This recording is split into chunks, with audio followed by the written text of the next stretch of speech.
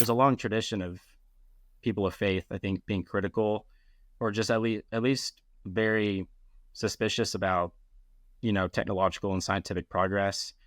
But not necessarily like progress in the sense that it's enhancing our lives for the better. I think you could argue that Christianity played a role in things like the scientific revolution, in believing that the world it was created, it's intelligible through reason. We can seek to understand it.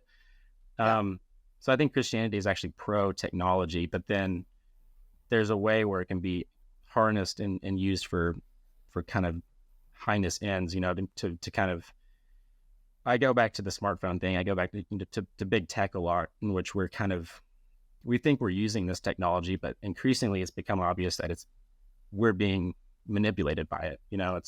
It's actually controlling us more than we're controlling it. As human beings, we're more than just matter. We're more than just material. And so we can't be compared necessarily to just machines. But at the same time, we are physical beings. We are, we're finite. We're not infinite. And so we have limits, and that's actually a good thing. So, but at the same time, we're, I think the way I'd put it, we have souls. We're embodied souls. So we're spiritual beings, actually, not just physical beings. And to put it in explicitly Christian terms, we bear the image of God, and so every human being is worthy of dignity and respect, regardless of what religion or ethnicity or anything like that. We're all equal in the sight of God. So I think that's the conviction that I try to keep front and center when I'm talking about technology and AI. And it's like, what is actually worth the dignity of human beings? And are we kind of undercutting ourselves by embracing some of this technology? Is it kind of cutting away at that divine image? Something I hear referenced a lot that makes me think about religion and AI is the idea of a sand god that, made of silicon, which is made of sand. We are creating an intelligence that will be vastly superior to ours in every way. As a religious person, what do you think when you hear the term sand god and you think of this thing we're making? I mean, it's interesting to me that a lot of these people, kind of these technological futurists, put it in such religious terms. I think it's so fascinating on one level. It's it's sort of, they're not trying to hide the sort of like cosmic implications of the project, which is concerning. But I think it's also reflects kind of, we still live, I would say our culture now is post-Christian. Maybe you could argue about 50, 100 years ago, it was still generally, at least culturally, Christian. I think we moved beyond that, but we can't quite yet dismiss the cargo of like 2,000 years of Western history. So we still think in sort of these terms of, God and salvation, and I got to find a path to redemption and even immortality. I guess you talk about some of these transhumanists who want to use AI to somehow upload consciousness, and I'm not sure exactly how they imagine doing that. But I think it's concerning because obviously I believe there is a true God who is benevolent and created all things. And so I'm always reminded, there's a story in Genesis about the Tower of Babel, if you're familiar with that. It's in Genesis chapter 11, but it's sort of it's a story in which early on in the scripture, people of earth all speak one language, and they build this tower they try to build a tower that reaches to heaven, basically to showcase their superiority, their hubris. And God sees this and confuses their languages, so they have to scatter all over the earth again. So that's it's an interesting, I feel like it's an interesting metaphor you can apply. Right. I mean, that's technology, right? That's is essentially technology. Yeah. It's sort of man's attempt to replace God with his own, his own intelligence or his own achievement. I think we have an issue of thinking that just because we've developed a new technology that's, undoubtedly compelling and impressive, even, that we have to try and implement it into every sphere of our lives. And you saw this with social media, just sort of an unapologetic embrace of the technology.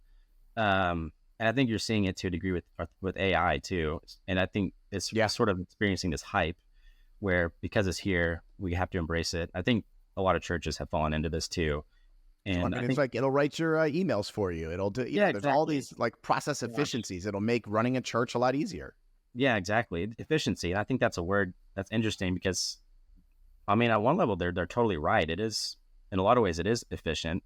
Um, but it's also kind of impersonal and it's not real. It's not a person talking to you. And I think as a writer, initially, when I started thinking about AI, I thought about it in connection with literature and with storytelling. And the question I had was like, can it tell a story? In what way can AI actually spin a narrative or write cohesive prose? Yeah. And kind of the conclusion, I'm still wrestling with that question because clearly it can write. I mean, it can Yeah. It's getting out better every day. getting Right. better. Like, Yeah, it's getting better every day.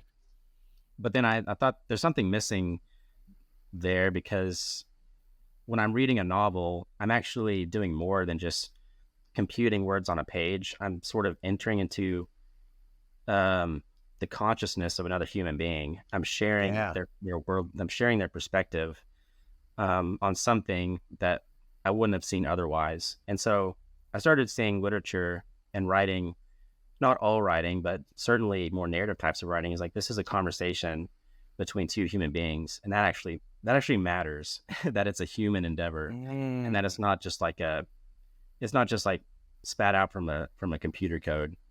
Even though it might resemble human language, it lacks human intention. It lacks human soul. And so it's not, in that sense, Wow. it's not really real. It's actually saying anything to me. Right. Uh, And so, I mean, these are literally called large language models, but you're basically saying that when we talk, we're exchanging more than language.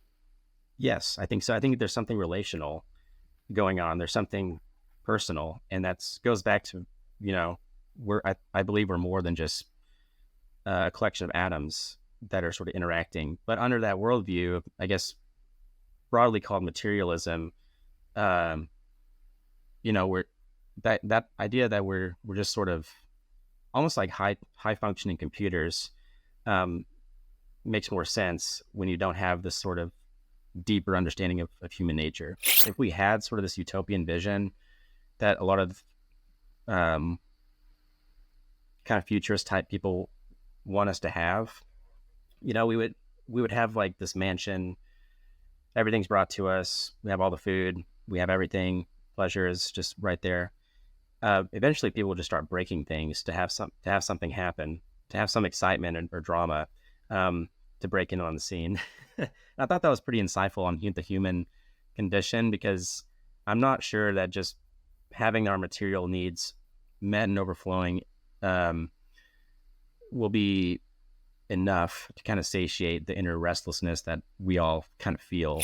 I think that's probably what the Christian answer would be, is that Yeah. and it kind of goes back to what I was mentioning in Genesis. The call for humans is to go forth and cultivate and to work. There's like a goodness of work, and I think there's something about like if we forego that drive to work and to be creative and to do good, then it's kind of inevitable that we atrophy, not just like physically, but even spiritually.